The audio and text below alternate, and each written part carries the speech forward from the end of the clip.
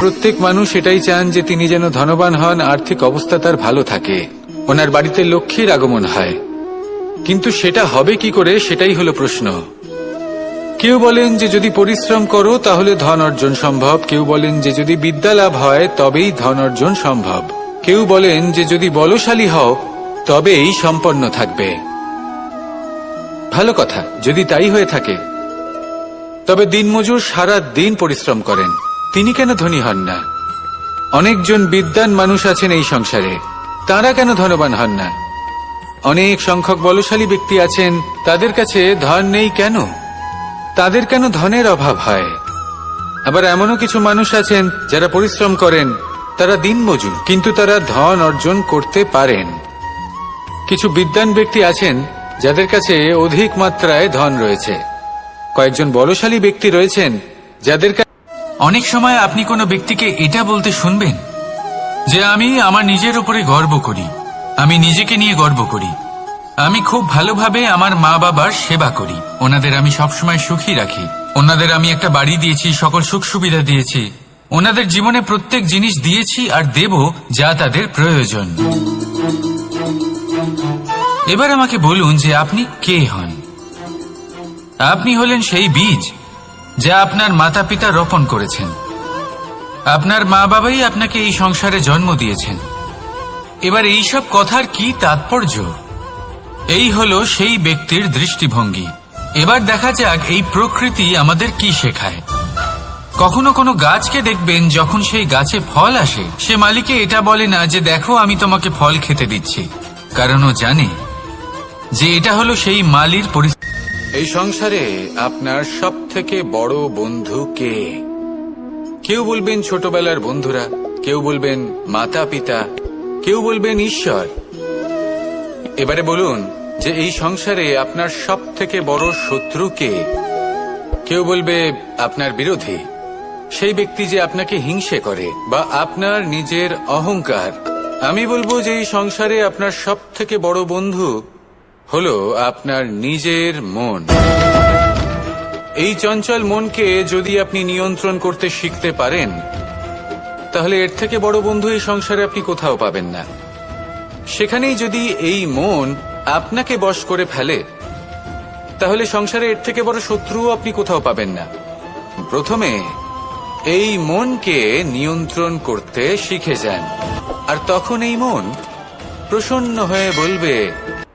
মানুষ জীবনে তিনটে কাজ অবশ্যই করে থাকে, কিছু দান করে, কিছু গ্রহণ করে, আর কিছু ত্যাগ করে দেয়। এটাও ভাবতে থাকে যে এটা করলে কিভাবে করবে। দেবার জন্য পর্যাপ্ত ধন নেই, নেবার জন্য সংসারে অত স্নেহ নেই, আর ত্যাগ করার জন্য জীবনে এত সুখই নেই, তাহলে কিভাবে করবে? আসলে আমরা বস্তুগত চাহিদা অর্জনে এত ব্যস্ত হয়ে পড়ি যে আমরা বুঝতেই পারি না যে কি নেবার আছে, কি দেবার আছে, আর কি ত্যাগ করার আছে। তাহলে আজ আমি আপনাকে বলেই দিই, মনে রাখবেন এই তিনটে গুরুত্বপূর্ণ গুণ, তিনটে গুরুত্বপূর্ণ কথা। দেবার জন্য আছে দান, নেবার মতো আছে জ্ঞান, আর ত্যাগ করার মতো আছে অহংকার। জীবনে যখনই কোনো কর্ম করবেন, সেটা নিয়ে একটু ভেবে দেখুন যে এই যে কাজটা আমি করছি, তার ফলে এই যে অন্য মানুষেরা আছেন এই সংসারে, তারা কি দুঃখ পাবেন? যদি তারা দুঃখ পান, তাহলে সেটা পাপ। যদি আপনি এমন কোনো কর্ম করেন যার ফলে অন্যরা প্রসন্নতা লাভ করেন, তাদের মুখে হাসি ফুটে ওঠে, যদি তারা প্রেরিত হন, জীবনে সামনে এগোতে পারেন, তাদের বিকাশ হয়, তাহলে এটা হলো পুণ্য। তাই জীবনে সবসময় পুণ্য করতে থাকুন, আর আমার সাথে ভালোবেসে বলুন রাধা রাধা। অর্থের চিন্তা করলে কি অর্থ লাভ হয়? ভবিষ্যতের চিন্তা করলে কি ভবিষ্যৎ ঠিক হয়ে যায়? স্বাস্থ্যের চিন্তা করলে কি স্বাস্থ্য নিজে থেকেই ঠিক হয়? হয় না। তাহলে এই সব কিছু থেকে আমাদের একটা ছোট্ট শিক্ষা অবশ্যই লাভ করা উচিত। আপনিও আপনার কাঁধ থেকে চিন্তার এই বোঝা নামিয়ে ফেলুন, আর এই সব ইচ্ছে একত্রিত হয়ে আমাদের মনে চিন্তা উৎপন্ন করে। তাই এই চিন্তাগুলিকে ত্যাগ করুন, প্রকৃতির প্রেমের ওপর বিশ্বাস রাখুন, মনে রাখবেন, যিনি চিন্তামুক্ত হবেন তিনি চিতামুক্ত হবেন। সুখের নিদ্রা প্রাপ্ত করুন, আর নিদ্রায় যাবার আগে আমার সাথে ভালোবেসে বলুন, রাধা রাধা। মাতা পিতার মনে সবসময় এই বাসনা বাস করে যে ওনাদের সন্তানের যেন মঙ্গল হয়। নিজের সন্তানকে সেই সবকিছু দেবার সবসময় চেষ্টা করতে থাকেন যেগুলো তারা নিজেরা নিজেদের জীবনে কখনো পেতে পারেননি, এবং এই প্রক্রিয়ায় সব থেকে গুরুত্বপূর্ণ বিষয়টি ভুলে যান, নিজের সন্তানকে সেই জিনিস দেওয়া যেটা উনি সব থেকে আগে পেয়েছেন। আমি ধনের কথা বলছি না, আমি বলতে চাইছি নিজের অভিজ্ঞতা দ্বারা ওনারা যে মানসিক স্থিতি লাভ করেছেন, ওনারা যে মর্যাদা লাভ করেছেন, যে শিক্ষা ওনারা লাভ করেছেন, সবার আগে নিজের সন্তানকে সেটা দেওয়া প্রয়োজন। সেটা যদি নিজের সন্তানকে দিতে পারেন, তাহলে এই সন্তান জীবনে তার পথে এগোতেও পারবে, ধন অর্জনও করতে পারবে এবং শক্তিশালী অনুভবও করতে পারবে। সেই জন্য সন্তানকে সবার আগে সেটা দান করুন যেটা সব থেকে বেশি মূল্যবান। সেটা দিন যেটা আপনি সবার আগে লাভ করেছেন। আসুন আমার সাথে ভালোবেসে বলুন, রাধা রাধা। পথ হারিয়ে ফেললেই বুঝতে পারবেন যে নতুন পথ কিভাবে বানাতে হয়। কিছু মানুষকে জীবন থেকে হারালে তবেই আপনি বুঝবেন যে আপনার আপনজনকে। এই ভয়ের কারণে ভীত হয়ে থাকবেন না। এই তারা নক্ষত্র অন্ধকারের অভাবে গুরুত্ব হারায়। শিবকেও মহাদেব হবার জন্য বিষ পান করতে হয়েছিল। প্রত্যেক পরিস্থিতি, প্রত্যেক সাফল্য আপনার পরীক্ষা নেবে, তাতে উত্তীর্ণ হওয়া হলো আপনার কর্ম। যখনই আপনি ভয় পাবেন বা সংকটের সম্মুখীন হবেন, তখন সাহসের সাথে তার সম্মুখীন হন। মনে রাখবেন, যে সম্মুখীন হতে জানে সাফল্য তার সাথে সবসময় থাকে। আসুন আর আমার সাথে ভালোবেসে বলুন, রাধা রাধা। একটা গাই আর একটা বাছুরের মধ্যে কেমন সম্পর্ক থাকে? একটা গাই নিজের বাছুরকে ডাকে, আর সেই বাছুর হাজার হাজার গাইয়ের মধ্যে থেকেও নিজের মাকে চিনতে পেরে যায় আর নিজের মায়ের সাথে এসে জড়িয়ে পড়ে। আর কিছুটা ঠিক এরকমই সম্পর্ক হলো আপনার কর্ম এবং আপনার কর্মফলের মধ্যে। আপনি যেমন কর্ম করবেন, আপনার কর্ম আপনার কর্মফলকে ডাক দেবে, আর আপনার কর্মফল কোথাও না কোথাও থেকে আপনাকে খুঁজতে খুঁজতে এসে আপনার সাথে জড়িয়ে পড়বে। তাই উচিত এটাই হবে যে আপনি সৎকর্ম করুন, কারণ ঈশ্বর যদি আপনাকে আপনার ভুলের জন্য ক্ষমা করেও দেন, আপনার কর্ম কিন্তু করবে না। তাই যদি আপনি দুষ্কর্ম করতে চলেছেন, তাহলে আপনি প্রস্তুত থাকুন, আর যদি আপনি শুভ কর্ম করতে চলেছেন, তাহলেও আপনি প্রস্তুত থাকুন। জন্ম কোথায় হয়েছে, কিভাবে হয়েছে, এতেও কিছু যায় আসে না যে আপনার মৃত্যু কোথায় হবে, কিভাবে হবে। যায় আসে তখন গুরুত্বপূর্ণ হলো এটাই যে জীবন আপনি যাপন করেছেন তার উদ্দেশ্য কি ছিল, কি ভাবনা নিয়ে আপনি বেঁচেছেন। এখন যদি আপনি এমন কিছু করেন যার দ্বারা এই সংসার আপনার থেকে জীবন যাপনের প্রেরণা পেতে পারে, মৃত্যুর পরেও আপনার কর্ম দেখে তা স্মরণ করে জীবনে বাঁচতে শেখেন, তাহলে তার তাৎপর্য হলো আপনি নিজের কর্মের দ্বারা, নির্বাচনের দ্বারা অমর হয়ে গেছেন। দেখুন, জীবনে দুশ্চিন্তা করা হলো বৃথা, মৃত্যুর ভয়ও হলো বৃথা, কারণ আত্মা কখনো মরে না, তাকে কেউ শেষ করতে পারে না, না কাল, না মৃত্যু, আর না সময়। যদি এমন কিছু থাকে যা আপনার আত্মাকে শেষ করে দিতে পারে, তাহলে তা আপনারই নিজের দুষ্কর্ম। তাই এই যে জীবনকাল আপনার কাছে রয়েছে, তাতে শুধু শুভ কর্ম করুন, দুশ্চিন্তা করা ত্যাগ করুন। এমন কর্ম করুন যা দেখে সংসার উচিত পথে চলে আসে। যদি কারোর ব্যবহার আপনার প্রতি অনুচিত হয়, বা যদি কেউ অনুপস্থিত থেকে থাকে, বা কেউ যদি আপনাকে বুঝতে না পারেন, তাহলে তার অর্থ এটা নয় যে আপনি সেই সম্পর্ক ভেঙে ফেলবেন। বুঝুন, আপনার জীবনে তার গুরুত্ব কোথায়, আর তার জীবনে আপনার। সম্পর্ক গড়ে তুলুন, তাকে পালন করতে শিখুন, একসাথে মিলে চলুন। এই মন সুপ্রসন্ন হয়ে বলবে, রাধা রাধা। কোনো বাড়িতে, কোনো পরিবারে যখন কারোর জন্ম হয়, তখন তা কত সুখের মুহূর্ত হয়। সেই ছোট্ট সন্তান যখন কিছুটা বড় হয়, সে হাঁটার চেষ্টা করে, আর সেই প্রক্রিয়াতেও খুব বড় একটা শিক্ষা লুকিয়ে রয়েছে, ঠেলে দেওয়া। যখন আপনি হাঁটতে চান, সামনে এগোতে চান, তখন আপনি কি করেন? নিজের পায়ের তলার যে মাটি, তাকে আপনি পেছনে ঠেলে দেন। ব্যাস, এই একই জিনিস তো জীবনেও শিখতে হবে। এবার যদি আপনি জ্ঞানের পথে অগ্রসর হতে চান, তাহলে অজ্ঞানতাকে পেছনে সরিয়ে দিতে হবে। যদি আপনি প্রকাশের দিকে এগোতে চান, তাহলে অন্ধকারকে পেছনে সরিয়ে দিতে হবে। যদি আপনি ভবিষ্যতে সফল হতে চান, তাহলে অতীতের যে অসফলতাগুলিকে পেছনে সরিয়ে দিতে হবে। কর্ম করতে থাকুন, কখনো থামবেন না। আর আমার সাথে ভালোবেসে বলুন, রাধা। নারীকে পুজো করা হয়, সেখানে ঈশ্বর বাস করেন। আর যেখানে নারীকে অপমান করা হয়, সেখানে ঈশ্বর এবং ভাগ্য এই দুই রুষ্ট হয়। মনে রাখবেন, যদি নারী কল্যাণকারী হতে পারেন, তাহলে নারী মহাচণ্ডী রূপও ধারণ করতে পারেন। যদি একজন নারী মাতা হয়ে জন্মদান করতে পারেন, তাহলে নারী মৃত্যু হয়ে বিনাশও করতে পারেন। যেখানে নারী অপমানিত হবেন, সেখানে মহান ভারতও মহাভারতের পথে অগ্রসর হতে পারে। তাই মনে রাখবেন, পরিবারে ধৈর্য রাখতে পারলে তাহলে আস্তে আস্তে দেখবেন প্রেম বৃদ্ধি পাচ্ছে। সমাজে যদি ধৈর্য রাখতে পারেন, তাহলে আস্তে আস্তে এই সমাজ আপনাকে সম্মান করবে। যদি নিজের জীবনে ধৈর্য রাখতে পারেন, তাহলে নিজে থেকেই আত্মবিশ্বাস বাড়বে, নিজের বিকাশ হবে। জীবনে সবই সম্ভব যদি ধৈর্য রাখতে পারেন। হয়তো আস্তে আস্তে হবে, কিন্তু হবে অবশ্যই। শুধু ধৈর্য রাখুন। এই সংসারে কখনো কোনো ব্যক্তিকে তার বাইরের পোশাক দেখে বিচার করার চেষ্টা করবেন না। এটা খুব বড় ভুল করবেন। ধরুন, কোথাও একটা গাছ দেখলাম, খুব বিশাল আকারের একটা গাছ, বিশাল শাখা আছে। সেগুলো দেখে আমরা ভাবি যে এই গাছে হয়তো কত সুস্বাদু ফল আছে। আমরা সেই গাছের পরিচর্যা করতে থাকি। আর অন্যদিকে হলো একটি তৃণ, যেটা মাটি থেকে কিছুটা উঁচুতে পৌঁছেছে, কিন্তু সেই তৃণর নিচে, মাটির নিচে অত্যন্ত সুস্বাদু ফল বা সবজি জন্ম নেয়। আমাদের স্বাস্থ্যের পক্ষে অত্যন্ত উপকারী। সেই জন্য কখনো আবরণ দেখে কাউকে বিচার করতে চেষ্টা করবেন না। যদি এই বিশেষত্ব বোঝার ক্ষমতা আপনি অর্জন করেন, যদি এই শিল্প আপনি নিজের ভেতরে জাগ্রত করেন, তাহলে এই সংসারে বিশেষত্ব কি সেটা আপনি জানতে পারবেন। আর এই সমস্ত খেলা দৃষ্টি থেকে নয়, দৃষ্টিভঙ্গি থেকে জন্ম নেয়। দৃষ্টিভঙ্গি সবসময় শুভ রাখুন।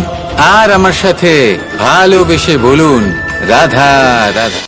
স্বচ্ছতার একটা আলাদা গুরুত্ব আছে। যদি আপনি নিজেকে স্বচ্ছ রাখেন, তাহলে আপনার নিজেরও ভালো লাগবে, সামনের ব্যক্তিরও ভালো লাগবে, একটা অন্যরকম প্রভাব পড়বে। কিন্তু একজন শ্রেষ্ঠ ব্যক্তি কিভাবে হয়ে ওঠা সম্ভব? যার মধ্যে গুণ আছে, শিক্ষা আছে, শুভ চেতনা আছে, যিনি সৎকর্ম করেন। কিভাবে হব সেই ব্যক্তি যার মধ্যে জ্ঞান আছে? শুধুমাত্র স্বচ্ছ থাকলে তো তা হওয়া সম্ভব নয়। প্রথমে আপনাকে বুঝতে হবে যে মানুষের মধ্যে 4টি মূল তত্ত্ব আছে। প্রথম হলো তার শরীর, যার দ্বারা উনি যে কোনো কর্ম করে থাকেন। দ্বিতীয় তত্ত্ব হলো তার মন, যার দ্বারা কোনো কর্ম করার জন্য সে নিজেকে প্রেরণা দিতে থাকে। তৃতীয় তত্ত্ব হলো বুদ্ধি, যে কর্ম আমরা করতে চাই, যে লক্ষ্যে আমরা পৌঁছতে চাই, সেটা আমরা কিভাবে। মন্দিরে যখনই আপনি যান, সেখানে অবস্থিত প্রতিমার চরণ স্পর্শ করেন। যখন শিবলিঙ্গের অভিষেক করেন, তখন স্বয়ং নিজে হাতে দুধ এবং জল দিয়ে তা ধৌত করেন, তার প্রক্ষালন করেন। কিন্তু এর পেছনে কোনো অন্ধবিশ্বাস নেই। এখানে বিষয়টা হলো ঊর্জা সংক্রান্ত। যে কোনো ব্যক্তি হোক বা কোনো বস্তু, তার নিজস্ব একটি বিশেষ ঊর্জা থাকে। সেই জন্য যখনই আমরা বড়দের চরণ স্পর্শ করি, তখন সেই স্পর্শ দ্বারা সেই বিশেষ ঊর্জা আমরা নিজের অন্তরে সমাহিত করি। তাই সব সময় মনে রাখবেন, কারোর চরণ স্পর্শ করার অর্থ এটা নয় যে আপনি কারোর সামনে তুচ্ছ হয়ে যাচ্ছেন। এর অর্থ হলো এটাই যে বড় হওয়ার জন্য সেই বিশেষ ঊর্জা আপনি তার থেকে প্রাপ্ত করছেন। আর এই জীবনের আরেকটা বড় সত্য হলো এটাই যে যদি আপনি জীবনে কিছু লাভ করতে চান, তবে নতমস্তক হতে শিখুন। তা হয় বল, শক্তি, পরাক্রম এই সংসারের বিকাশের মূল। কিন্তু কখনো ভেবেছেন যে প্রকৃতি আমাদের এই বল, শক্তি, পরাক্রম কেন দিয়েছেন? যাতে আমরা জীবনে কারোর উদ্ধার করতে পারি, কাউকে সাহায্য করতে পারি, কারোর জন্য ভালো কিছু করতে পারি। কোনো গরিব অসহায় মানুষের জন্য কিছু করতে পারি, এই বল এই শক্তির সদ্ব্যবহার করতে পারি। কখনো দেখেছেন এমন মানুষ যার কাছে অসীম শক্তি আছে কিন্তু তার সাথেই অসম্ভব অহংকারও রয়েছে, যিনি নিজেকে সর্বশ্রেষ্ঠ বলে মনে করেন, খারাপ কাজও করেন। আপনি দেখবেন প্রকৃতি এবং মানুষ তাকে ভাঙতে সর্বদা চেষ্টা করেন। মনে রাখবেন, যতই সুবিশাল পর্বত হোক না কেন, তা যদি পথে পড়ে তাকে ভেঙে পথ প্রশস্ত করা হয়। কৌতুক অর্থাৎ হাসি, এটা জীবনে কতটা গুরুত্বপূর্ণ। আমরা সর্বদাই হাসতে চাই, আমরা সর্বদা অন্যের মুখে এই হাসি দেখতে চাই। কিন্তু এই কৌতুক অনেক প্রকারের হয়, আর এই কৌতুকের ভিত্তি কি সেটাও খুব গুরুত্বপূর্ণ। কৌতুক কেবল তখনই পাবেন যখন তা শুদ্ধ মন থেকে আসবে। কৌতুক তখনই পাবেন যখন তা সামনের জনকেও হাসিয়ে তার কষ্ট হরণ করবে, আর অপমানিত ব্যক্তির মন তিক্ত হয়ে থাকে। তাই মনে রাখবেন যে এই কৌতুক যেন কৌতুকই থাকে, তা উপহাস বা কটাক্ষ না হয়ে যায়। রাধা রাধা। মানুষ, এই শব্দের সূচনা হয় মন থেকে, আর সেই জন্যই হয়তো আমাদের এই মন এতটা গুরুত্বপূর্ণ। এবারে দেখুন না, আমাদের মনই সবকিছু চালনা করে। মনই সেই যে কল্পনা করে, মনই সেই যা কল্পনাকে বাস্তবে পরিণত করার জন্য পরিশ্রম করতে আমাদের প্রেরণা যোগায়।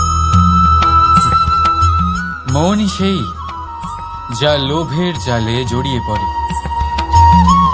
মনই সেই যা অভিমানের পর্দা দিয়ে ঢেকে যায়। আর এই মনই সেই যা আপনাকে বিনাশের দিকে টেনে নিয়ে যেতে পারে। কিন্তু যদি তা পরোপকার করার ইন্ধন পায়, তাহলে এমন কোনো মহান কাজ নেই যা আপনি করতে পারবেন না। কিন্তু এই মন কি? এটা বোঝানো যায় দুটো শব্দের মাধ্যমে, দুটো সহজ শব্দ। প্রথম, একজন কুশল সেবক। দ্বিতীয়, একজন সংকটপ্রবণ মালিক। যদি আপনার এই মন আপনার নিয়ন্ত্রণে থাকে, তাহলে সে হলো আপনার সেবক। তাই আপনার অস্তিত্ব আছে। কিন্তু যদি আপনার মন আপনার কর্মের ওপরে নিয়ন্ত্রণ করে, তাহলে এই মন আপনার মালিক, আর তখন আপনার বিনাশ নিশ্চিত। তাই নিজের এই মনকে নিয়ন্ত্রণে রাখুন, কিন্তু ভালোবেসে। আসুন আমার সাথে আনন্দে বলুন, রাধা রাধা। এই সূঁচ দেখতে পাচ্ছেন আপনি? এটা শুদ্ধ লোহা দিয়ে তৈরি। বস্ত্র সেলাই করার কাজে লাগে, অস্ত্রোপচারে কাজে লাগে। কিন্তু আপনি কি কখনো ভেবে দেখেছেন এই সূঁচ কিভাবে তৈরি হয়? লোহার এক বড় অংশকে পিটিয়ে পিটিয়ে টেনে টেনে তাকে পাতলা বানানো হয়। এরপরেই আমরা পেয়ে থাকি সূঁচ। ভাবুন, যদি লোহার টুকরোতে অনর্গল প্রহার করার ফলে একটা লোহার টুকরো সূঁচে পরিণত হয়, তাহলে আমাদের জীবনে অনর্গল চেষ্টা করার ফলে জীবনের সমস্ত অংশকে আমরা কত প্রভাবশালী কাজে পরিণত করতে পারি। শুধু প্রয়োজন দৃঢ় নিশ্চয়তা। তাহলে আসুন আমার সাথে ভালোবেসে বলুন, রাধা রাধা। জীবনে আপনি এরকম মানুষও দেখবেন যারা এটা বলে, ভাবে, নিজেকেও বলে, যে উনি সেই এমন ব্যক্তি যার মতো আমি হতে চাই। ঠিক আছে, কারোর থেকে প্রেরণা নেওয়াটা কোনো ভুল নয়, কিন্তু কখনো কখনো এই প্রেরণা গুরুত্বহীন হয়ে যায় আর আমরা শুরু করে দিই সেই ব্যক্তিকে নকল করতে। এখানেই থেমে যায় আমাদের উন্নতি। এবারে দেখুন, সংসারে শত কোটি রঙের ফুল আছে, কিন্তু তারা কখনো একে অপরকে নকল করে না। নকল করে না তাদের রং, নকল করে না তাদের সুগন্ধ। তাহলে আমরা করি কেন? প্রতিটা ব্যক্তির মধ্যে কোনো না কোনো প্রতিভা অবশ্যই থাকে, যা ফুটিয়ে তোলার সঠিক সময়ও আমাদের কাছে থাকে। কিন্তু সেই মানুষ সেই প্রতিভা নির্মাণ করার পরিবর্তে সময় নষ্ট করে অন্য কারোর মতো হওয়ার জন্য, কাউকে নকল করার জন্য। এটা করবেন না। সময়কে ব্যবহার করুন নিজের অস্তিত্ব নির্মাণ করার জন্য, কারণ কারোর ছায়া হওয়ার থেকে ভালো আপনি কারোর জন্য প্রেরণা হয়ে উঠুন। রাধা রাধা। আমরা সকলে পাথুরে রাস্তা এড়িয়ে চলি, কারণ এই পথের পাথর আমাদের যাত্রা আরো কঠিন করে তোলে, আমাদের পা আহত করে দেয়। কিন্তু একটা গুরুত্বপূর্ণ কথা আমরা ভুলেই যাই, এই কঠিন পথই না শুধু আমাদেরকে নিজেদের দুর্বলতার সাথে পরিচয় করায়, বরং আমাদের শক্ত হওয়ার প্রেরণাও দিতে থাকে। সময়ের সাথে ঠিক এমনটাই হতে থাকে। সবাই ভালো সময়ের অপেক্ষা করতে থাকেন, ভালো সময়ের জন্য পরিশ্রম করেন, তার জন্যই চিন্তা করেন, কিন্তু ভুলে যান যে ভালো সময় বহুবার আমাদের বিবেক নষ্ট করে দেয়। সেখানেই খারাপ সময় আমাদের বুদ্ধিকে সঠিক পথে চালিত করে। রাধা রাধা। ঘোড়াকে যতই প্রশিক্ষণ প্রদান করুন, তার মুখে লাগাম তো পরাতেই হবে। একজন ভালো চালক সেই ঘোড়ার লাগাম মাঝে মাঝে টেনে ধরে, তাকে সঠিক পথে চালিত করতে, যাতে সেই ঘোড়া দিগ্ভ্রান্ত না হয়। এবার একটু ভাবুন, ঠিক এরকমই হয় আমাদের মন। যদি এটা বিবেকের লাগাম দিয়ে মাঝে মাঝে আমরা টেনে না ধরি, তাহলে আমাদের এই মন দিগ্ভ্রান্ত হতে পারে। আর যদি আপনি আপনার লক্ষ্যে পৌঁছতে চান, তখন মনের এই লাগাম মাঝে মাঝে আপনাকে অবশ্যই টেনে ধরতে হবে, কারণ বিবেকের এই পথ প্রদর্শনই আপনাকে ভালোভাবে আপনার লক্ষ্যে পৌঁছে দেবে। মনে রাখবেন আর আমার সাথে ভালোবেসে বলবেন, রাধা রাধা। আপনি কখনো জাঁতাকল দেখেছেন? তাতে গম পেশা হয়। গমকে এমন ভাবে পেশা হয় যাতে আমরা তা খেতে পারি, জীবিত থাকতে পারি। আর যদি আপনি মন দিয়ে দেখেন, তাহলে কলের নিচের অংশ কখনো ঘোরে না, শুধুমাত্র উপরের অংশই ঘোরে। আর তবেই তা গম পিষতে পারে, আর তবেই রুটি তৈরি হতে পারে। কিন্তু ভেবে দেখুন, যদি কলের দুটো অংশই ঘুরতে থাকে তাহলে কি হবে? তা গম পেশার বদলে একে অপরকে পিষে নিজেদের অস্তিত্ব শেষ করে দেবে। তাই জীবনে কোনো কাজ যখন মন আর মস্তিষ্ক মিশিয়ে করা হয়, তখনই তা সম্পন্ন হয়। কিন্তু যখন বিষয় হলো ভক্তির, তখন মস্তিষ্কের যুক্তির মৌন থাকা প্রয়োজন। আর যখন বিষয় হলো কর্ম আর ন্যায়ের, তখন মনের আবেগের মৌন থাকা প্রয়োজন। তাই মন আর মস্তিষ্কের এই সম্মিলনে সতর্ক থাকবেন। একসাথে অবশ্যই চলবে, কিন্তু একে অপরের বাধা যেন না হয়ে দাঁড়ায়। রাধা রাধা। আমি একটা এমন শব্দ যার অনেকগুলি মানে হয়, যার আসল অর্থ হল অহং। যদি আপনি কথা বলেন সৃষ্টির নির্মাণ নিয়ে, তাহলে আমি ব্রহ্মদেব হয়ে সৃষ্টির নির্মাণ করবে। যদি আপনি কথা বলেন প্রলয়ের, তাহলে সেই আমি মহাদেব হয়ে বিনাশ করবে। এই আমি সঙ্গতিপূর্ণ, কিন্তু শুধু ততক্ষণ যতক্ষণ আপনি এটা সবার সাথে ভাগ করছেন। কিন্তু আমরা বহুবার এর মানে বুঝতে পারি না। এই অহংকে সীমিত করে দিই একটা ব্যক্তি অবধি, শুধু নিজে।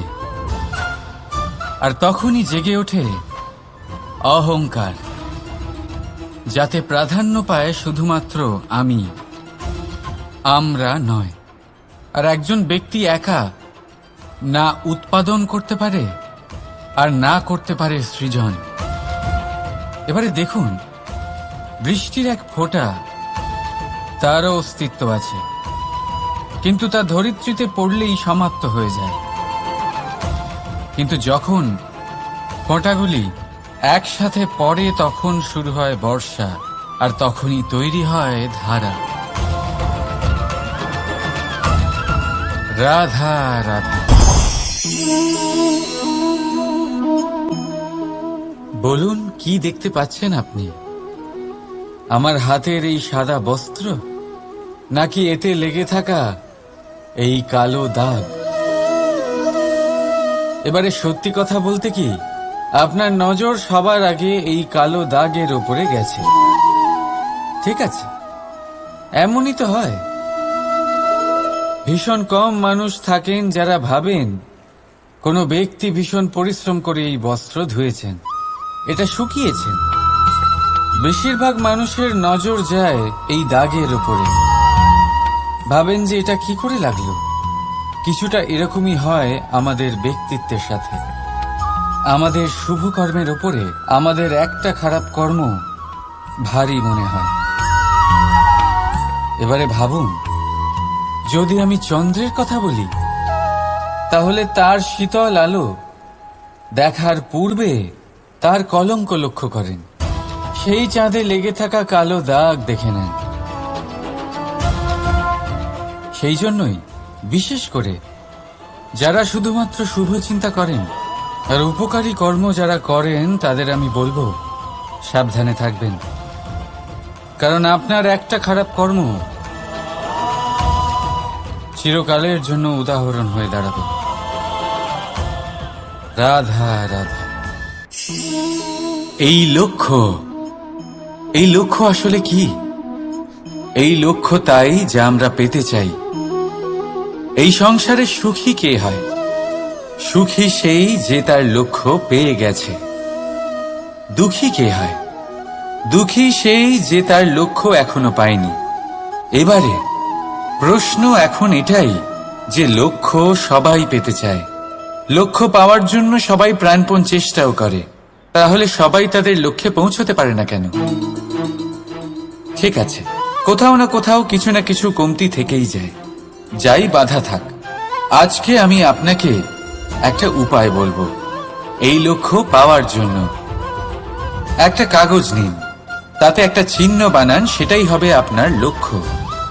এবারে সেই লক্ষ্যে পৌঁছানোর একটা পথ বানান। এবারে এই যাত্রাকে ভিন্ন ভিন্ন ভাগে বিভাজন করে দিন। এবারে এটা হলো আপনার পরিকল্পনা। এবার এই পরিকল্পনা ক্রমানুসারে আপনি পালন করতে থাকুন, এটাই হবে আপনার চেষ্টা। এবার এইভাবে যদি আপনি চেষ্টা করতে থাকেন, যাই আপনার কল্পনা হোক না কেন, তা বাস্তব অবশ্যই হবে। তাহলে এই কল্পনাকে বাস্তবে রূপান্তরিত করুন। এইভাবেই নিজের পরিকল্পনা পালন করতে থাকুন।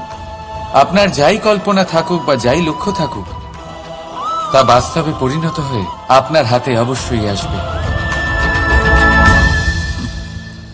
রাধা রাধা। মোহ। শাস্ত্রে লেখা আছে যে মোহ শুধু সেই ব্যক্তিকেই নয়, বরং সেই আরেক ব্যক্তিকেও বিনাশ করে দেয় যার ওপরে সেই মোহ আছে। এবারে লোকে কি করেন, এই শাস্ত্রে লেখা কথাগুলি শুধু শাব্দিক অর্থে নেন। এই মোহ, দেখুন, এটা শুভও হতে পারে, শুধু এর রূপ ভিন্ন ভিন্ন হয়। এটা ভালো করে বুঝতে হবে। এবারে মোহ যদি কোনো বস্তুর উপরে থাকে তাহলে তা লালসা হয়ে যায়। মোহ কোনো বিশেষ ব্যক্তির উপরে হয়ে গেলে তা প্রেম নয়, আকর্ষণ হয়ে যায়। মোহ কোনো চাহিদার উপরে হয়ে গেলে তা বাসনা হয়ে যায়। মোহ বিজয়ের উপরে হয়ে গেলে তা কুণ্ঠা হয়ে যায়। মোহ নিজের সংস্কৃতির উপরে হলে আপনাকে সংস্কৃতির রক্ষক বানায়। যদি এই মোহ নিজের গুণের উপরে হয় তাহলে সেই শিল্প দ্বারা আপনি এই সংসারে অদ্ভুত সব কাজ করতে পারবেন। এবারে এটা আপনার উপরে নির্ভরশীল যে এই মোহকে আপনি সৃজনের আধার বানাতে চাইবেন নাকি বিনাশের অস্ত্র বানাতে চাইবেন। ভেবে দেখুন, সিদ্ধান্ত আপনার। রাধা রাধা। বাবার এক মিত্র ছিলেন, বড়ই দুঃখী ছিলেন, বিপদে পড়েছিলেন। কি করবেন? ব্যবসা ভালোভাবে চলছিল না, বাড়িতে শান্তি ছিল না, সমস্ত জায়গায় ক্ষতি হচ্ছিল। তাই উনি একজন জ্যোতিষীকে দেখালেন। জ্যোতিষী বললেন, আপনার যে বাড়ি আছে সেটা আপনার জন্য অশুভ, আপনার এই বাড়ি পাল্টে ফেলুন। উনি বাড়ি পাল্টে ফেললেন, তবুও ওনার সমস্যার সমাধান হলো না। তারপর একজন জ্ঞানী ব্যক্তি ওনাকে বললেন যে আপনার জামা কাপড়ের যে রং সেটা বিপদকে আমন্ত্রণ জানাচ্ছে, এই জামা কাপড়গুলিকে পাল্টে ফেলুন। উনি সেগুলো পাল্টে ফেললেন, তাও সমস্যার সমাধান হলো না। আবার একজন জ্ঞানী ব্যক্তি বললেন যে আপনার আশেপাশে যে মানুষজন রয়েছে তা আপনার ব্যক্তিত্ব তৈরি করে, তাই নিজের স্বভাব শুধরে ফেলুন, তাতে ভালো পরিবর্তন আনুন, সবকিছু ভালোই হবে। রাধা রাধা। ক্রোধ, লোকে বলে যে এই ক্রোধ পাপেরই মূল, কিন্তু সত্যি কি এই ক্রোধ পাপের মূল? একটু ভেবে দেখুন, এই ক্রোধ বাস্তবে আসলে কি? এই ক্রোধ একটা অনুভূতি যা আপনার মধ্যে হঠাৎই অসীমিত তেজ সঞ্চালন করে। এবারে আমি আপনাকে কিছু উদাহরণ দিচ্ছি যাতে আপনি বুঝতে পারেন যে ক্রোধ আপনার জন্য ভালো কি না। যদি কারোর সাথে অন্যায় হয় আর এটা দেখে আপনার ক্রোধ হয়, আর এই ক্রোধ আপনাকে তার সাহায্য করতে প্রেরণা যোগায়, তাহলে এই ক্রোধ অবশ্যই ভালো। যদি কোথাও আপনি দেখেন যে কোনো নারীর উপরে অত্যাচার হচ্ছে আর সেটা দেখে আপনার ক্রোধ হয়, আর এই ক্রোধ আপনাকে তার সাহায্য করতে সাহস যোগায়, তাহলে এই ক্রোধ অবশ্যই ভালো। যদি এই সংসারে কোথাও আপনি কোনো অনৈতিক কাজ বা ছলনা দেখেন আর আপনার তাতে ক্রোধ না হয়, কিছুই অনুভব করেন না, তাহলে এটা কাপুরুষতা। তার মানে এটাই যে আপনি আপনার মনুষ্যত্ব হারিয়ে ফেলেছেন। তাই এটা বোঝার চেষ্টা করুন, আপনার ক্রোধের তেজের ব্যবহারের ওপরে নির্ভরশীল হল এই ক্রোধ আপনার জন্য পাপের সমান নাকি এই ক্রোধ আপনার জন্য পুণ্যের স্থাপক। রাধা রাধা।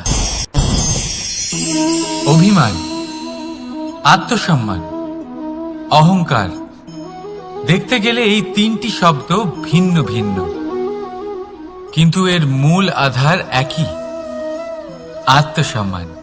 এবার যদি কথা বলি আপনার শরীরের, আপনার সংস্কৃতির, আপনার সম্পর্কের, তাহলে অভিমান থাকা স্বাভাবিক।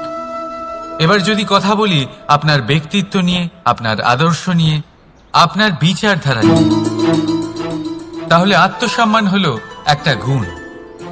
যদি এইভাবে বলা হয় যে আমি এই কার্য কারোর সাহায্য ছাড়া, সহযোগিতা ছাড়াও করতে পারি, তাহলে এটা আত্মসম্মান, আর এটা সঠিক। যদি এভাবে বলা হয় যে আমি এই কার্য কারোর সাহায্য ছাড়াই বা কারোর সহযোগিতা ছাড়াই করে ফেলেছি, তাহলে এটা অভিমান, এটাও সঠিক। কিন্তু এই কার্য শুধুমাত্র আমিই করতে পারি আর কেউ নয়, এটা অহংকার। তাহলে এই শব্দ এবং তার অর্থ বোঝার চেষ্টা করুন। জীবন ধারণের এক নতুন পথ খুঁজে পাবেন। রাধা রাধা। সংসারে প্রত্যেক ব্যক্তি কোনো না কোনো রূপে ঈশ্বরকে মানে। কেউ মূর্তি রূপে, তো কেউ তত্ত্ব রূপে, কেউ ভাবনা রূপে, আবার কেউ স্বভাব রূপে। কেউ নিজের মধ্যে পরমাত্মা খোঁজে, আবার কেউ অন্যের মধ্যে। কারোর কাছে জ্ঞানই পরমাত্মা। সংসারে প্রত্যেক মানুষই কোনো না কোনো রূপে তার ঈশ্বরকে পেয়েই যান। কিন্তু একটা কথা বলবো, ঈশ্বর প্রথমেই নিজের একটা স্বরূপ পৃথিবীতে আপনার কাছে পাঠিয়ে দিয়েছেন। সেই স্বরূপ হল আপনার মাতা, আপনার মা। সেই মা যিনি কিন্তু প্রত্যেক মায়ের মধ্যে ঈশ্বর অবশ্যই থাকে। রাধা রাধা। যদি সন্তান কোনো দুষ্কর্ম করে, তাহলে সেই অপরাধ শুধু কি সেই সন্তানের? না, যদি সন্তান দুষ্কর্ম করে, তাহলে অপরাধী তার মাতা পিতাও, যারা পুত্রমোহর কারণে সেই অনুচিত কাজে তাকে বাধা দেননি। অপরাধী হলেন তার পিতামহ, যিনি নিজের কর্তব্যবোধের কারণে নিজের পরিবারের যত্ন নেননি, যিনি সন্তানকে কখনো শাস্তি দেননি। অপরাধী হলেন তার সেই গুরুও, যিনি নিজের শিষ্যের সেই দুষ্কর্ম দেখেও তাকে প্রতিহত করতে পারেননি। একজন হবু রাজার কর্তব্য হলো নিজের প্রজার কাছে সে যেন এক উদাহরণ প্রস্তুত করতে পারে। কিন্তু যদি এত অনুচিত উদাহরণ প্রস্তুত হয়ে থাকে, তাহলে মা বাবার, বাড়ির বয়োজ্যেষ্ঠদের কর্তব্য হলো ওনারা যেন সেটা সেখানেই থামায়। যখন সুখ আসে তখন সে আপনার পরীক্ষা নেয় যে আপনার মধ্যে অহংবোধ জাগ্রত হয়নি তো। যদি অহংবোধ চলে আসে তাহলে সুখ সেখানেই সঙ্গ ত্যাগ করে। দুঃখ আপনার ধৈর্যের পরীক্ষা নিতে থাকে, আর যদি আপনার মধ্যে ধৈর্য না থাকে তাহলে এটা আপনাকে আরো বেশি দুঃখের গভীর অন্ধকারে ঠেলে দেবে। সেখানে শক্তি পরীক্ষা নেয় আপনার বিনম্রতার। যদি আপনি বিনম্র না হন, তাহলে হয় এই শক্তি আপনার সঙ্গ ত্যাগ করবে, নয় এই শক্তি বিনম্রতার অভাবে আপনার পতনের কারণ হতে পারে।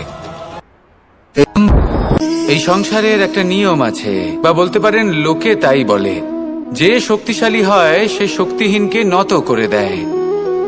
এমনটাই হয়, তাই না? আবশ্যক নয়। কখনো কখনো এমনও হয় একজন অসমর্থ ব্যক্তি সমর্থ ব্যক্তিকে নত করে দেন। এটা সম্ভব, এও হতে পারে। আর এটা তখন হতে পারে যখন তার মধ্যে ভালোবাসার শক্তি থাকে। ভালোবাসার শক্তি এই সংসারে সবথেকে বড় শক্তি হয়। এই ভালোবাসার শক্তি দ্বারাই নির্ধন সুদামা আমাকে দিয়ে নিজের পা ধুইয়ে নিল, কিছু না বলেই, কিছু না চেয়েই। এই কর্মের আধার ছিল শুধুমাত্র ভালোবাসা। খুব শক্তিশালী হয় এই ভালোবাসা। ভালোবাসার শক্তি দ্বারাই আপনি হিমালয় পর্বতকে নত করতে পারেন, তাহলে কি অসম্ভব হতে পারে? এই ভালোবাসার শক্তির সঞ্চার করুন, আর এই ভালোবাসার সাথেই বলুন রাধা রাধা।